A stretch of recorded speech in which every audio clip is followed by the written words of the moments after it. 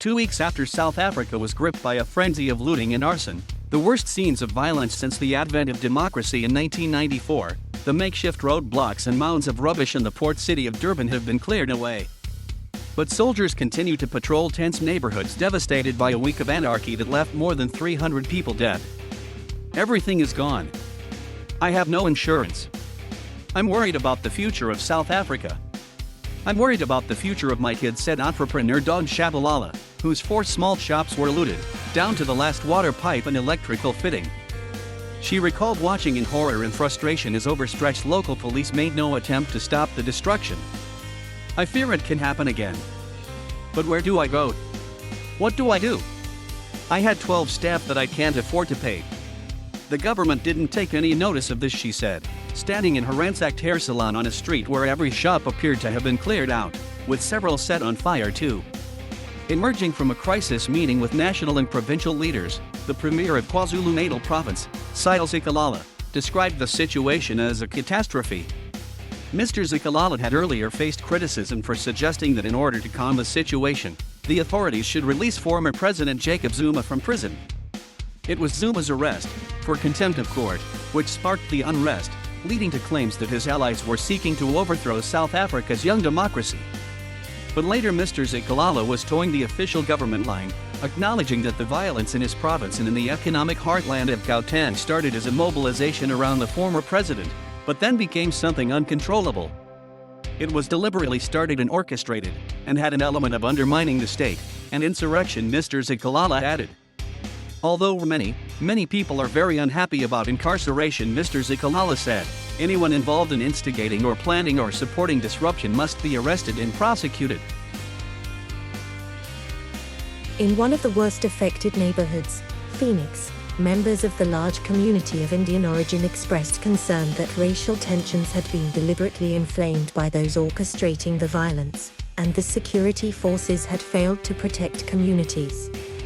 It was like a war zone. It was something orchestrated.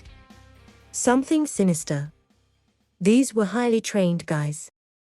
They were trying actually to cause a civil war in this country.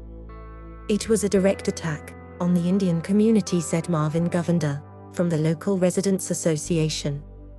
But he noted, with satisfaction, that communities ended up protecting themselves. There have, however, also been accusations of racial profiling and vigilante-style attacks and killings. Raising concern about the issue, South Africa's police minister Baki Cele cited the case of a young black woman who had been stopped at an informal roadblock. She told me that as she was stopped and had her car searched everywhere, other vehicles, driven by Indians, were passing by and were not stopped. She was taken to a nearby river and, after being assaulted, there was a debate on whether she must be killed or not. The car was also burnt, Mr Cele said. Indians, who first arrived in South Africa in the late 1800s as indentured labourers, make up 2.6% of South Africa's population. The majority of them live in KwaZulu-Natal.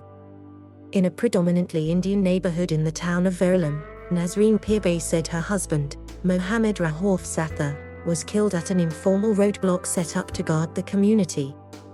Video footage from the scene, on a main road near the family's business, showed a red car speeding directly into a crowd. There were 5 black guys in the car. He drove at full speed, taking out 8 guys, 5 critically injured. My husband was one of those killed. It was something so ugly, and so bad. So many lives destroyed in just a few days, she said. At a nearby courthouse, soldiers and police helped to separate crowds of Indians and Africans protesting about the arrest of several suspects. Dobile Makais, a construction worker, stood in a small crowd of protesters, wearing Zuma-themed shirts, and singing songs that were popular during the struggle against the racist system of apartheid, which ended in 1994 with the rise of the African National Congress, then led by the late Nelson Mandela, to power. We don't trust the judiciary, said Ms. Makais, to roars of approval and shouts of Zuma.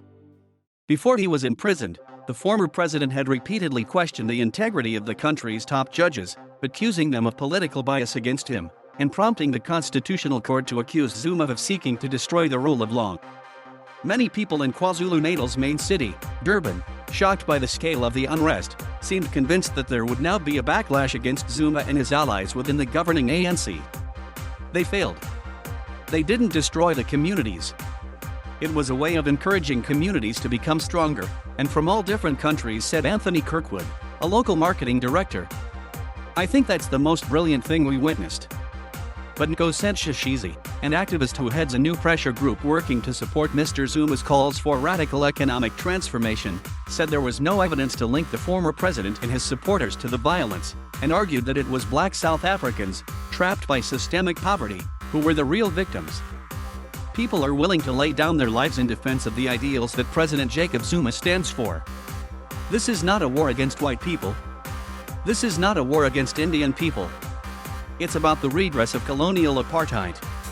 The black majority, who went to malls and everywhere to loot, are carrying no spears, no guns.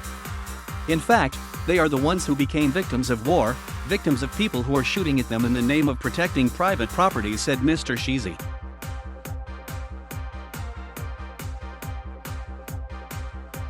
Thank you for watching. Please subscribe.